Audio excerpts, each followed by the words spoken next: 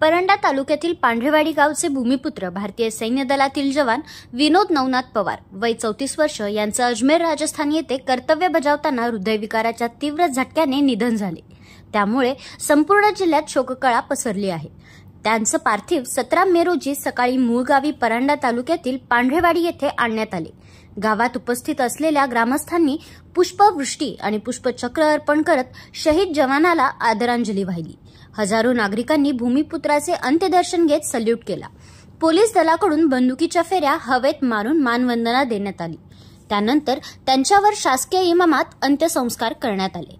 भारत मातेच्या या जवानाला अखेरचा निरोप देताना उपस्थित माजी सैनिक नागरिकांना यांना अश्रू अनावर झाले। जवान विनोद पवार अमर रहे, भारत माता की जय, वंदे मातरम अशा घोषणांनी आणि जो शहीद हुए है उनकी जरा याद करो कुर्बानी या गीताने स्मशानभूमी परिसर दरारून गेला।